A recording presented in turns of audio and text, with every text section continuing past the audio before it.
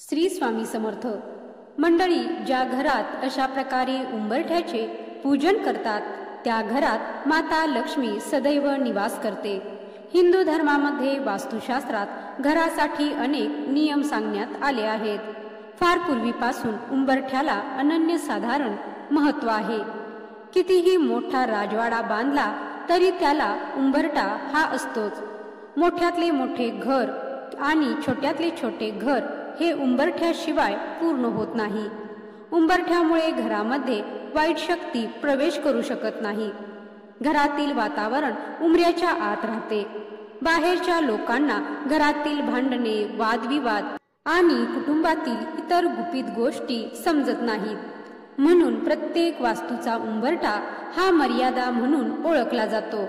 म्हणजेच घरातील गोष्टी बाहेरच्या व्यक्तीला सांगायच्या की नाही हे फक्त घरातील व्यक्तीच्याच हातात असते. शक्यतो लाकडी उंबरठा शुभ मानला जातो. आजच्या काळात घराच्या प्रत्येक दारावर उंबरठा बसवला जात नसला तरी घराच्या मुख्य प्रवेशद्वारावर उंबरठा असायलाच हवा. दाराचा उंबरठा लाकडीच शुभ मानला जातो. पण जर तुम्हाला हवे असेल तर तुम्ही तुमच्या जीवनशैलीनुसार संगमरवरी उंबरठा बसवू शकता. वास्तविक दाराच्या चौथ्या भागाला उंबरठा म्हणतात. असे म्हणतात की दाराचा उंबरठा घरामध्ये घाण आणि निगेटिव्ह एनर्जी प्रवेश करू देत नाही. ते अधिक पवित्र बनवण्यासाठी मुख्य दारावर तुम्ही ओम आणि स्वस्तिक अशी धार्मिक चिन्हे हळदीने अथवा कुंकवाने काढू शकता. दाराच्या उंबरठ्याबाहेर रांगोळी काढून तुम्ही तो अजून सुंदर आणि शुभ बनवू शकता. उंबरठा म्हणजे आत्मभान जागृत ठेवणारे स्थान. उंबरठा म्हणजे लाकडी दाराच्या चौकटीत खालच्या बाजूस बसवलेले जाड, रुंद आणि सपाट लाकूड. दाहशमन करणारं आणि दीर्घकाळ पाण्यात टिकून राहणारा वृक्ष म्हणजे औदुंबर वृक्षाचा उंबरठा म्हणून पूर्वीच्या काळात घराचा उंबरठा हा उंबराच्या म्हणजे औदुंबराच्या खोडापासून बनवत असत. या वृक्षाच्या नावावरूनच दाराच्या चौकटीत बसवायच्या या लाकडाचे नाव उंबरा असे पडले असावे. आपण पूर्वीपासून ऐकत आलो आहोत की माता लक्ष्मीला प्रसन्न करायचे असेल तर तिने आपल्या घरामध्ये जर आपल्याला वाटत असेल की प्रवेश करावा तर घराचा उंबरठा सुशोभित असावा. म्हणजेच माता लक्ष्मीने प्रवेश करताना आपल्या घराचा उंबरठा सुशोभित असल्याने ती प्रसन्न होऊन घरामध्ये प्रवेश करते आणि आपल्या घराला शुभ आशीर्वाद देत असते. त्यामुळे घराचा उंबरठा शक्य तेवढा सुशोभित असावा, स्वच्छ असावा. हळदी कुंकू लावून अगरबत्ती दाखवून रोज पूजा करावी. घराच्या बाहेरील अंगणातील कठडा देखील स्वच्छ असावा. उंबराचा वृक्ष हा कृतिका नक्षत्राचा आराध्य वृक्ष आहे आणि त्याच्या औदुंबर या नावाने त्याला शुभ असे धार्मिक अधिष्ठानही प्राप्त झाले आहे. साक्षात दत्त निवास असलेला पवित्र वृक्ष म्हणून औदुंबराची ख्याती आहे. 21 गुणांनी परिपूर्ण औदुंबर वृक्षाखाली सद्गुरु गुरुमाऊलींनी दत्ताची साधना केली. औदुंबराला भूतलावरील कल्पवृक्ष म्हणतात कारण प्रभू विष्णूंनी औदुंबराला आशीर्वाद दिला आहे की याला सदैव फळे येतील. तसेच या झाडाचे पूजन व भक्तीने सर्व मनोकामना पूर्ण होतील. या झाडाचे दर्शन केल्याने उग्रता शांत होते. जी स्त्री रोज सकाळी लवकर उठून तांब्याच्या तांब्यामध्ये पाणी घेऊन उंबरात धुवून त्यावर हळदी कुंकू लावते किंवा दोन्ही बाजूंना स्वस्तिक बनवते तिच्या घरामध्ये माता लक्ष्मी सदैव वास करते. म्हणून दररोज सकाळी स्त्रीने म्हणजे आपल्या गृहलक्ष्मीने दररोज उंबरठ्याची पूजा करावी. मात्र उंबऱ्यावर लक्ष्मीची पावलं चिटकू नयेत. त्यावर आपले पाऊल पडते आणि माता लक्ष्मीचा अपमान होतो. उंबरठ्याची फक्त पूजा करावी. उंबरठ्यावर सर्व देवांचा वास असतो असं म्हटलं जातं. म्हणून दररोज सकाळी न चुकता उंबरठ्याची पूजा करावी. दर गुरुवारच्या दिवशी उंबरठ्यावर हळदीचे लेपन करावे किंवा दररोज केले तरी चालेल. यामुळे देखील घरामध्ये वाईट शक्तींचा प्रवेश होत नाही. घरातील निगेटिव्हिटी दूर होते आणि घरामध्ये सकारात्मक शक्तींचा सदैव वास राहतो. मुख्य दरवाजाच्या चौकटीच्या उजव्या बाजूला एका दिव्यामध्ये 2 लवंगा 2 वाती घालून एक दिवा प्रज्वलित करावा. यामुळे घरामध्ये निगेटिव्हिटी प्रवेश करत नाही. किमान 15 मिनिटे तरी हा दिवा तेवत राहावा. सायंकाळच्या वेळी माता लक्ष्मी आपल्या घरामध्ये प्रवेश करण्याची वेळ असते. अशा वेळी तिला प्रसन्न करण्यासाठी असा दिवा आपल्या मुख्य प्रवेशद्वारावर अवश्य लावावा. काही वर्ष पाठीमागे गेल्यास घरातील गृहिणी रोज सकाळी उंबऱ्याची पूजा न चुकता करायची. उंबरठ्यावर नरसिंह लक्ष्मीचे स्थान असते, तर चौकटीवर गणेशाचे स्थान असते. घरात कोण कसे काय घेऊन जाते त्यावर त्यांचे ध्यान असते. उंबरठ्याला महत्त्व असल्याने पूर्वी घराघरात रोज सकाळी उंबरठ्याची पूजा केली जात असायची. घराची साफसफाई करून 7ही दिवस उंबरठ्याची पूजा करावी. दिवाळी व्यतिरिक्त विशेष प्रसंगी उंबरठ्याभोवती तुपाचे दिवे देखील लावावेत. विशेष प्रसंगी घराबाहेरील उंबरठ्याभोवती स्वस्तिक बनवा आणि कुंकुम हळद घाला. देवपूजा करून शेवटी उंबरठ्याची पूजा करावी. घराच्या उंबरठ्यासमोर पूजा करणे ही अंधश्रद्धा नसून घरासमोर जर रांगोळी काढली तर घरामध्ये किडे मुंगी प्रवेश करत नाहीत. कोणतेही जीवजंतू रांगोळीमुळे घरामध्ये प्रवेश करत नाहीत. त्यामुळे उंबरठ्यासमोर छोटीशी तरी रांगोळी असावी. पूर्वी लाईट नसायची, पूर्णपणे अंधार असायचा आणि घरे देखील फारशी उंच नसायची. त्यामुळे पूर्वीच्या महिला नित्यनियमाने अंगणात सडा मारून रांगोळी काढायच्या, कारण असे जीवजंतू घरामध्ये प्रवेश करू नयेत म्हणून. उंबरठ्याच्या दोन्ही बाजूंना स्वस्तिक बनवा आणि त्याची पूजा करा. उंबरठा घराची शिस्त आणि संस्कारांची आठवण करून देतो. उंबरठा वाईट लहरी, वाईट शक्ती, वाईट विचार घराबाहेर थोपवून ठेवतो. बाहेरील व्यक्ती घरात प्रवेश करताना सर्व गोष्टी बाहेर ठेवूनच घरामध्ये प्रवेश करते. त्यामुळे घरातील व्यक्तीला या सर्व गोष्टींचा कोणताही त्रास होत नाही. धन आकर्षित करण्यासाठी उंबरठ्यावर कोणते उपाय करावेत ते पाहूयात. नंबर 1. चांदीची तार मुख्य दरवाजा किंवा मुख्य दरवाजाची चौकट बनवताना त्याखाली चांदीची तार लावावी. असे करणे खूप शुभ मानले जाते. चांदीची तार घातल्याने घरातील वातावरण शांत राहते. उंबरठ्याच्या खाली चांदीची चपटी तार ठेवली तर घरामध्ये सुख समृद्धी नांदते. अशा घरात अर्थातच आनंदाला उधाण येतं. अशा घरांमध्ये माता लक्ष्मीचा वास होतो. त्या घराची भरभराट होते आणि माता लक्ष्मी अशा घरामध्ये स्थिर राहते. 2 बाजूंचा दरवाजा शुभ असतो. आजकाल एका दरवाजाची फॅशन आली आहे, परंतु वास्तूमध्ये 2 दरवाजे नेहमी शुभ मानले गेले आहेत. विशेषतः घराचा मुख्य दरवाजा 2 दरवाजांचा बनवलेला असावा.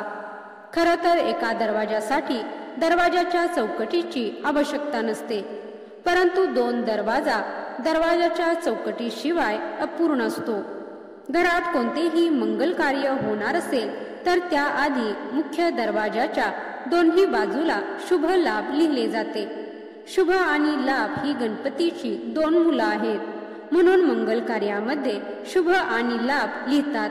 ते कार्य निर्विघ्नपणे पार पडते. तसेच घराच्या चौकटीच्या उजव्या आणि डाव्या बाजूला देखील शुभ आणि लाभ लिहिले जाते. शुभ लाभ लिहिताना शेंदूर आणि कुंकू वापरल्याने गणपती आणि माता महालक्ष्मी यासोबतच सर्व देवताही प्रसन्न होतात असे मानले जाते. नंबर 3. उंबरठ्यावर बसून काहीही खाऊ नका. जेव्हाही तुम्ही घराचा उंबरठा ओलांडता किंवा घराच्या उंबरठ्याच्या आत प्रवेश करता तेव्हा त्याला नमस्कार करण्याचा प्रयत्न करा. घराच्या उंबरठ्यावर बसून कधीही काहीही खाऊ नका आणि उंबरठ्यावर पाय ठोठवू नका. ते अशुभ मानलं जातं. उंबरठ्यासमोर कधीही कचरा किंवा घाण ठेवू नका. त्यामुळे देवी लक्ष्मी घरात प्रवेश करत नाही. म्हणूनच आपण पूर्वीपासून ऐकत आलो आहोत की उंबरठ्यावर बसू नये, कर्ज वाढते. कर्ज वाढत जाते म्हणजे नेमके काय, तर या घरामध्ये माता लक्ष्मी प्रवेशच करू शकत नाही, म्हणून कर्ज वाढत जाते. उंबरठ्याचा अर्थ कितीतरी मोठा आहे. उंबरठा म्हणजे दरवाजाच्या चौकटीवर बसवलेली एक साधी लाकडाची पट्टी, पण त्याला किती मोठा अर्थ. या लाकडी पट्टीच्या चौकटीच्या बाहेर पाऊल टाकायला पूर्वी कोणीही धाडस करत नसे. 7च्या आत घरात येण्याचा पूर्वीच्या लोकांचा प्रघात होता. आता तर कोणी 12च्या आत घरामध्ये येत नाही. त्यामुळे जग किती बदलले आहे. हाच उंबरठा प्रतिष्ठेचे प्रतीक मानला जायचा. ज्या घराला उंबरठा नाही ते घर काय म्हणावं. ज्या घराला उंबरठा नाही तिथे कोणाला पायपोस नसतो. पूर्वी सणवार आला की उंबरठा सारवला जायचा. त्याच्या आजूबाजूला सुबक रांगोळी काढली जात असे. दारावर तोरणं बांधली जायची. तेच फ्लॅट संस्कृतीमध्ये लाकडी उंबरठा कालबाह्य झालाय. शक्यतो घराला लाकडी उंबरठा असावा. त्यामुळे वाईट शक्तींचा प्रादुर्भाव घरामध्ये होत नाही. दाराचा उंबरठा घराच्या सीमा निश्चित करतो. असे मानले जाते की उंबरठ्यामुळे घरातील सकारात्मक ऊर्जा घराबाहेर जात नाही. वास्तुशास्त्रात असेही नमूद केले आहे की घराच्या दाराचा उंबरठा मजबूत असेल तर कोणीही कुटुंबात मतभेद देखील निर्माण करू शकत नाही किंवा शत्रू घरात प्रवेश करू शकत नाही. घराच्या इतर कोपऱ्याप्रमाणेच दाराच्या चौकटीचीही वेळोवेळी दुरुस्ती करावी. तुटलेली दरवाजाची चौकट अशुभ मानली जाते. तसेच उंबरा देखील तुटलेला नसावा. आता बैठकीच्या खोलीतूनच सगळे किचन दिसते. काहीच आडपडदा नको. कोणीही उपटसुंब येतो व वहिनी करत घरातच घुसतो. ना मान सन्मान ना मर्यादा. किती सुधारलो आहोत आपण. नववधू घराच्या उंबरठ्यावर ठेवलेले माप ओलांडत घरात प्रवेशते. उंबऱ्याला गृहीत धरत आपण बरेचसे शुभ अशुभ संकेत मानतो. घरातील उंबऱ्याच्या खूपच साऱ्या भूमिका असल्या तरी उंबरा हा एकच मर्यादा असतो. उंबरा अशी एक सीमारेषा आहे. उंबरा म्हणजे आपल्याला भानावर आणणारी नेमकी गोष्ट. बाहेरून घरात येणाऱ्यांसाठी आपला इगो चप्पल सोबत बाहेर काढून ठेवायची जागा म्हणजे उंबरा. म्हणजे उंबऱ्याच्या आत प्रवेश करत असताना घरातल्या चालीरीतींना मान देत आपण वागायचं आहे. हे उंबऱ्याची वेस ओलांडताच मनात बिंबवून यायचं असतं आणि घरातून बाहेर पडत असताना त्या घराने आपल्यावर केलेले संस्कार बाहेर पडल्यावरही आपण विसरणार नाही हे लक्षात ठेवून आणून देणारी जागा म्हणजे उंबरा. उंबऱ्याच्या बाहेर पडल्याशिवाय बाहेरचं जग कळत नाही असं म्हणतात ते अगदी खरं. उंबऱ्याच्या बाहेर पडल्याशिवाय आपले आई बाबा काय चीज आहे हे कळत नाही. जेव्हा बाहेरच्या जगात वावरतो तेव्हा आई बाबांची आठवण येते आणि मग समजते की आपले आई बाबा आपल्यासाठी काय करतात. घर आणि परिवारामध्ये राहणं किती सोपं असतं. अगदी निष्काळजीपणे आपण आपल्या घरामध्ये राहत असतो. आपलं कुटुंब आपल्यावर खूप प्रेम करत असतं. मात्र बाहेर गेल्यावर या सर्व गोष्टींची जाणीव करून देणारा हा उंबरा असतो. उंबरठे झिजवल्याशिवाय यश पदरात पडत नाही हे सुद्धा तितकंच खरं आहे. पण उंबरठे झिजवताना आपल्यावर आपल्या उंबरठ्याने केलेले संस्कार लक्षात ठेवले तर या निसरड्या जगाचा सामना करणं सोपं होत असतं. अजून एक गोष्ट इथं नमूद करायला हवी ती म्हणजे उंबरठ्याच्या बाहेर पडण्यासाठी फार मोठं धैर्य धाडस लागतं आणि बाहेरच्या जगात वावरण्यासाठी मर्यादाचं फार मोठं भान लागतं. हे भान जे कोणी जपतं त्याचं आयुष्य नेहमी सुंदर होत असतं. उंबरठा म्हणजे लक्ष्मण रेखा. जे अपवित्र असेल, वाईट असेल, त्या वस्तू असतील, विचार असतील, त्यांना उंबऱ्याच्या आत थारा नाही. मग ते काहीही असो.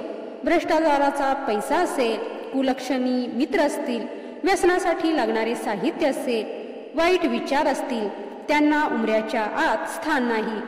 म्हणूनच जे वाईट प्रवृत्तीचे कोणी आले तर त्यांना उंबऱ्याच्या बाहेरूनच निरोप दिला जायचा. म्हणून पूर्वीच्या घरांना ओसऱ्याही असत. चहा पाणी गप्पा ही बाहेरच व्हायच्या. घरातील गृहलक्ष्मीला सुद्धा कधी बाहेर जायचे आणि कधी नाही, कोण आले आहे याचे भान असायचे. घरातील संस्कार, ज्येष्ठांचे वर्तन, मुलांचे वळण हे त्याच घराचे व्यक्तिमत्व ठरवते. उमरा म्हणजे मर्यादा. जसे नदीला 2 काठांची मर्यादा असते, सागराला किनाऱ्याची मर्यादा असते आणि घराला उमऱ्याची मर्यादा असते. ज्यावेळी नदी, सागर मर्यादा ओलांडतात तेव्हा जलप्रलय येतो. तसेच उमऱ्याची मर्यादा ओलांडली की कुटुंबावर संकट येतो. आपली संस्कृती जपली तर पुढील पिढी त्यातून आदर्श नक्की घेईल. एकूणच काय तर मर्यादा प्रभू श्रीरामांनी पाळली. आपण ती ध्यानात ठेवून उमरा ओलांडताना मर्यादेचे भान ठेवू. तर आजचा हा माहितीपूर्ण व्हिडिओ तुम्हाला आवडला असेल तर व्हिडिओला एक लाईक नक्की करा आणि चॅनलला सबस्क्राईब करायला विसरू नका. तसेच या व्हिडिओला जास्तीत जास्त शेअर करा. व्हिडिओ शेवटपर्यंत पाहिल्याबद्दल धन्यवाद. जय श्री स्वामी समर्थ.